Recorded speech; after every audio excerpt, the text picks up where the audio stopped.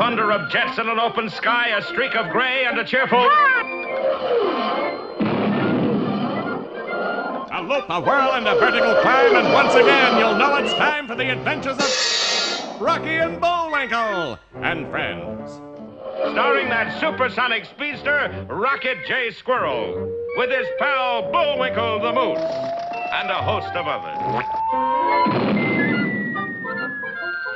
Hurry, Bullwinkle! The show's about to start! I'm coming as fast as I can. Wave to the people! Yay! Now what are you doing? Signing autographs. Let's see. John Smith. But your name is Bullwinkle. I know, but that's hard to spell.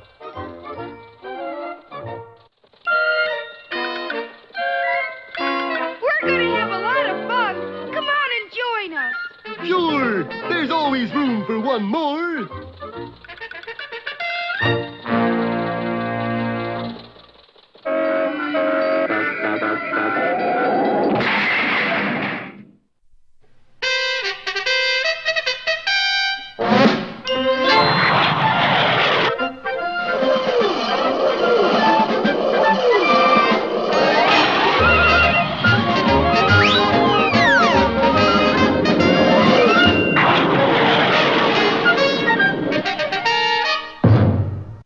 While in their efforts to return the stolen money to the Farmers and Swineherds National Bank, our heroes have run across an unexpected development, or rather, it ran across them.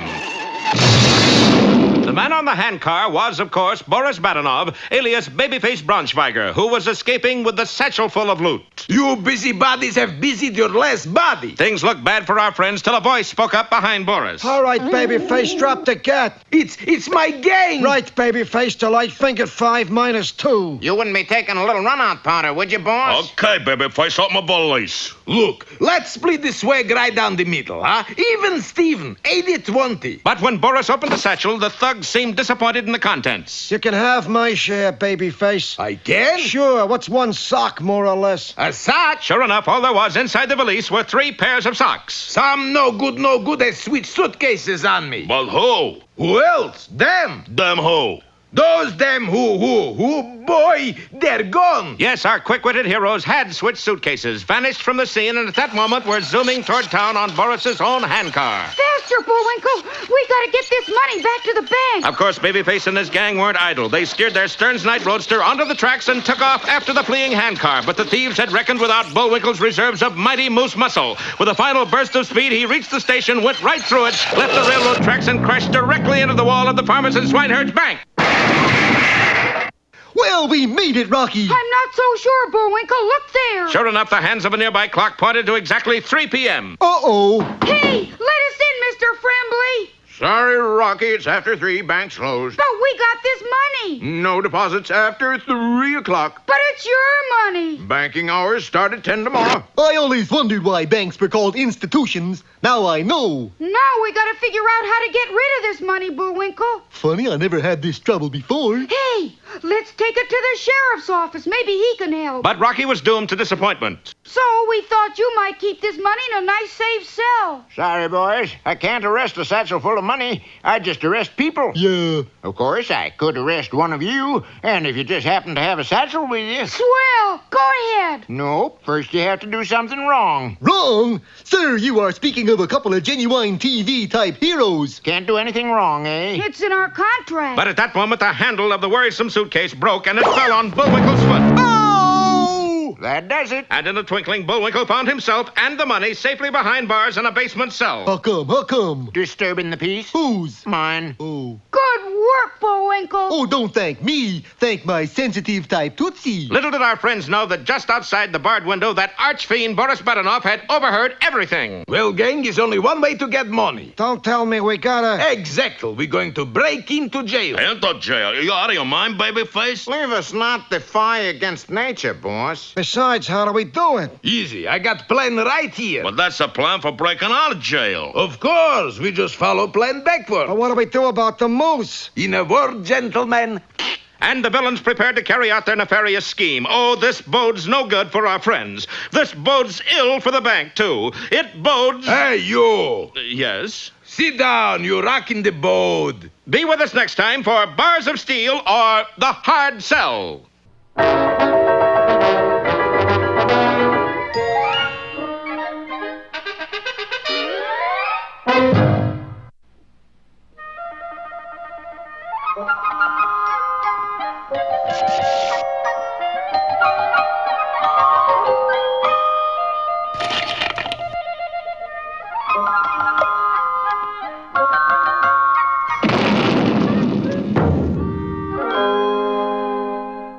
There was once an old shoemaker who was very poor, for though he had worked very hard making shoes for over 30 years, he had never sold a single pair. Either I'm in the wrong business or the location of my shop is wrong. Reasoning that it couldn't be the wrong business. I hate to leave this spot. No competition, you know. But maybe if I moved into the village where the people are, I'd sell some shoes. His mind made up, the old man went ahead with the move, which was quite a simple matter, a slight push, and in no time at all, he was in the village below, ready for business. Don't laugh. It beats walking, I think. On that very day, the king, who was very fond of walking in the woods, was on his daily outing when he chanced to pass the shoemaker's small shop. Looking down at his shoes, he remarked to himself, It looks as if the royal feet might use a new pair of shoes. and so saying, he entered the shop. Who are you? Drat it, man, I'm a royal customer. Royal customer, what's that? I came in here to buy a pair of shoes. Oh, forgive me, sire. It's been so long I've forgotten. The king tried on a pair of shoes to his liking, paid the old shoemaker, and was off for his hike in the woods. The little man was delighted and was certain that now he was on his way to making his fortune. However, several hours later, the king again entered the shop and he was purple with rage. What kind of shoes did you sell me? Beats me. Oxfords, I think. Look at my feet. Oops, I got off on the wrong foot. Declaring that he was a menace to the feet of the kingdom, the king ordered the shoemaker to get rid of all of his shoes and never make another pair under threat of losing his head. And I shall check every day to make sure that you do as I say. Oh, dear, the old man was terrified, and he quickly set about the task of getting rid of all of his shoes. All day he dug a big hole, and it wasn't until that evening that he had buried every last one. Thank goodness. Now, when a king checks tomorrow, I'll be safe. Completely exhausted, he fell into bed and went sound asleep. Late that night, as they always do, elves came out to dance and skip through the kingdom looking for quaint things to do. They finally came to the shoemaker's shop and peeked in the window. Oh, look, a shoemaker. He must be very poor. See, he has no shoes in there to sell. Then come, we shall fill his shop with shoes. So for the rest of the night, the little elves worked making shoes, hundreds of shoes. Early the next morning, when the old man awoke, he could not believe his eyes. Oh, no. Where did all his shoes come from? Knowing that the king was due to arrive at any moment, he did the only thing he could think to do on such short notice and quickly painted a sign. So you've gone into the bagel business, have you? And you've baked them into the shape of shoes? Oh, what a novel idea. Ugh. It tastes like an old shoe. Funny, you should say that. I order you never to bake another bagel, or... I know, sire. Don't say it. The king stormed off for his castle, and once more the old shoemaker spent the day digging a hole and burying the shoes. Then, late that night... Oh, look, the shoes are gone. He must have sold them all. Let's make more so we can be happy again. And the little elves went to work making shoes by the score. In the next room, the old shoemaker was unable to sleep because of worry. I still can't figure out where all those shoes came from. When suddenly, he heard the sound of tiny hammers in his workshop. Upon investigating, he was shocked to find the elves hard at work and the room again full of shoes. So, you're the wise guys. See all of the shoes we've made? I'll bet you're pleased. Out! Out! Out! Well, in all my years of being an elf, I've never seen anything like that.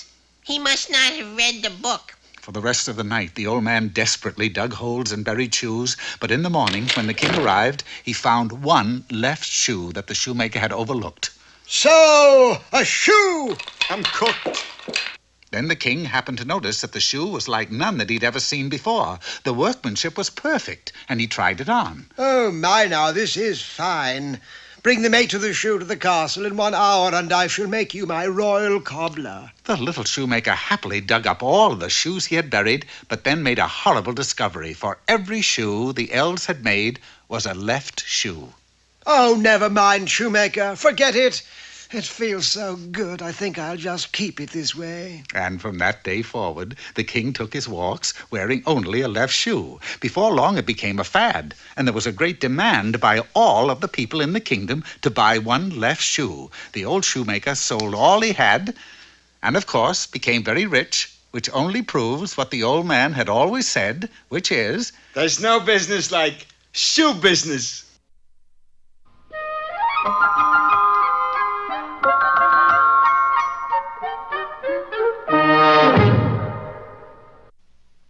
That's a pretty strange-looking painting, Bullwinkle. I just paint what I see. Well, what do you see? This is what I see.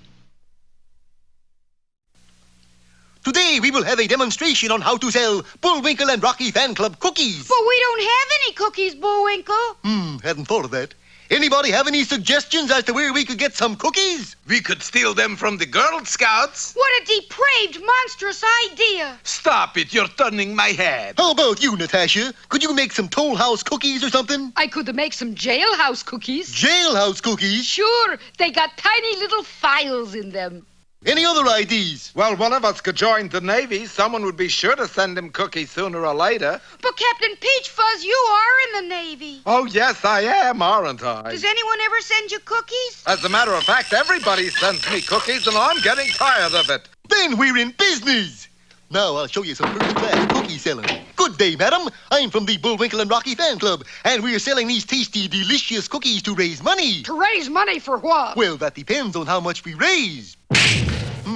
Gotta polish up my sales pitch a bit. Let me try. Good day, madam. I'm from the Bullwinkle and Rocky Fan Club, and we're selling these lousy, stale cookies to raise money. For what? For hospital. What else? A hospital? Who for? For people who eat our cookies. Well, why didn't you say so? I just love lousy, stale cookies. Here. Boris, you are dishonest, crooked, shifty, deceitful, underhanded, and loathsome. You left out vile. You're vile. Well, don't just stand there. Give me a merit badge.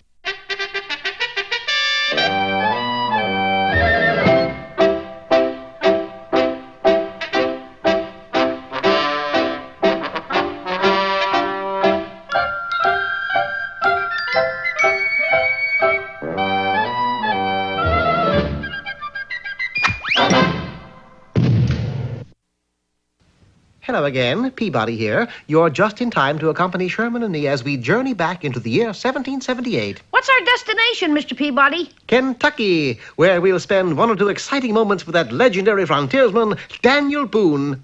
My Wayback Machine, ingenious invention that it is, reacted instantaneously, teleporting us to the banks of the Kentucky River, and there stood a fort which was later become known as Boonesboro. Did Daniel Boone build this fort, Mr. Peabody? I sure would like to meet him. Sherman's wish was granted. Unexpectedly so. And you stay out of here, Daniel Boone. We don't want you. Daniel Boone? That's me. Golly, Mr. Boone, how come you were thrown out of your own fort? Don't rightly know, sonny. Used to was that folks cotton to me. Now they just can't stand me. The wind suddenly changed its direction, bringing with it a highly unsavory aroma. Wow, something smells awful. I'll say it does. Wonder what it is. That hat of yours, Daniel, how long have you had it?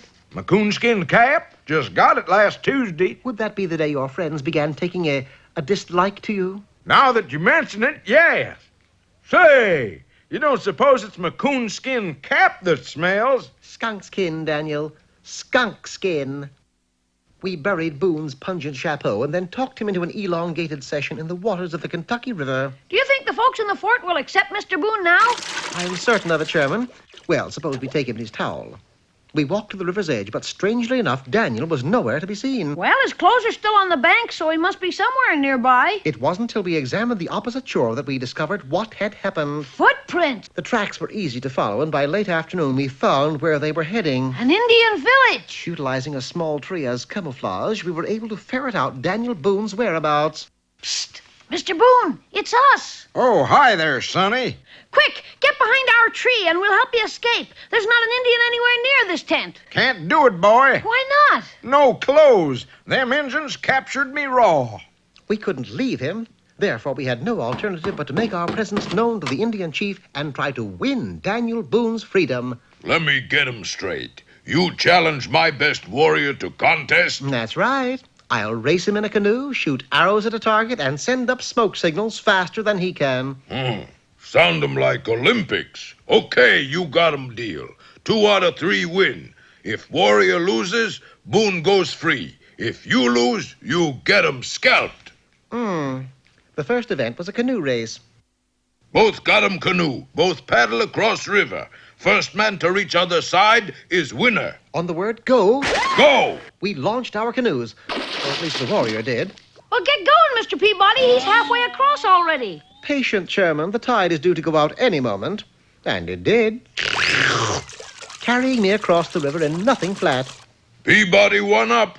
Now you try 'em test number 2. We were handed bows and arrows. 40 feet away atop a tree stump stood 2 apples, one large, one small. Having lost the first event, my opponent received the opportunity of shooting first. He not only chose to shoot at the large apple, he hit it. My turn was next. That small apple contained a worm with a large appetite. So large that he consumed my target before I could draw a bead. Well, guess warrior win 'em. You both tied. That's not fair. Mr. Peabody didn't even shoot. Well, that's the way cookie crumbles.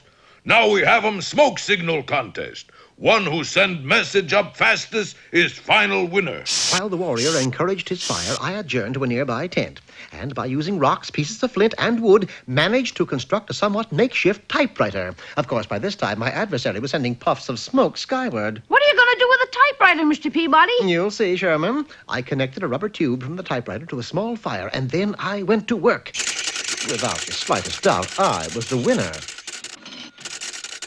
Indian no go 'em back on word. You, boy, and Boone go free. That's wonderful, isn't it, Mr. Peabody? Yes, it is. However, Daniel still couldn't make a move without clothing. Here, Sherman, give the chief this $1 and buy that shirt and pants for Daniel. For $1? Is that all they cost? Certainly. That's why they call them buckskins.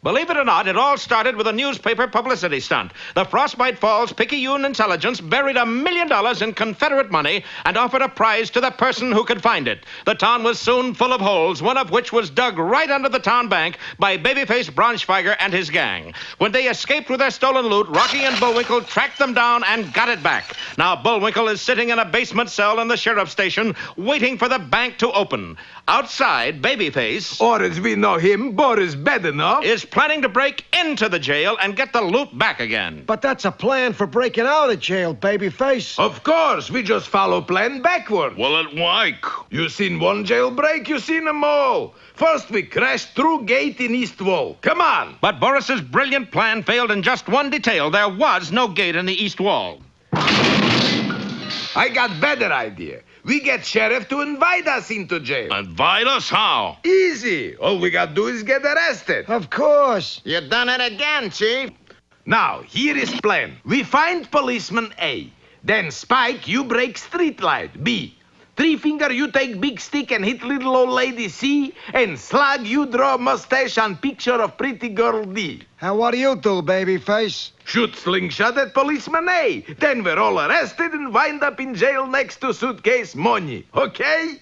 Babyface, you're a cotton-picking jewel. You said it, kiddo. Now everybody ready? Right. You bet. 3, 2, 1, 0. And Boris let fly with his slingshot at policeman A. Unfortunately, he missed and hit Spike, whose rock then flew past streetlight B and struck Three Finger in the head. As a result, he missed the little old lady C and clouted Slug, who dropped his chalk before defacing the pretty girl D. The effect on Boris was immediate. He fainted.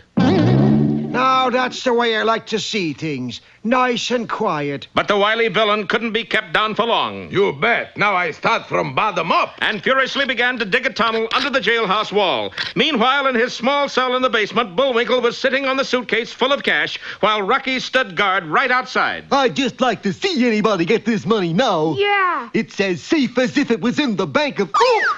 The Bank of Oop? Where's that, What happened, Bullwinkle? Must be termites, Rock. They'd have to be awful big ones. They are. One of them's trying to grab the suitcase away from me. Well, hang on, Bullwinkle. I'll bring the sheriff. Yeah.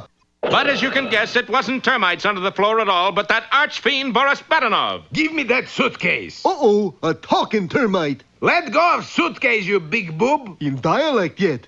Let go yourself, you thieving scoundrelly insect. Flattery will get you nowhere. Let go. Never. Then I must resort to secret weapon number 237. What's that? This. And Boris produced a large feather and began to tickle Bullwinkle's feet.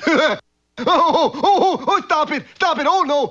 Stop. Drop suitcase. I'll die first. Oh. Then you'll die laughing. Kitty, kitty, kitty. Oh, no. And at last, weakened by laughter, Bullwinkle's grip loosened and Boris dashed off with a suitcase full of stolen money. Will Boris escape with his ill-gotten gains? We'll find out in our next laugh-filled episode. Who's tickling you? A subway finish or an underground round? It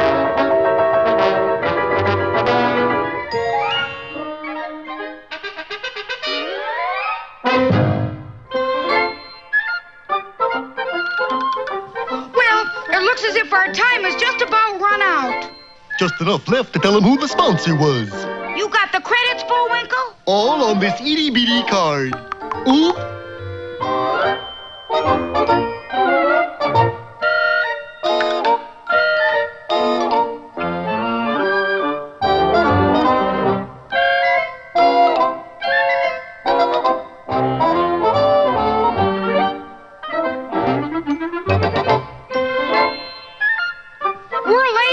Bullwinkle. Right.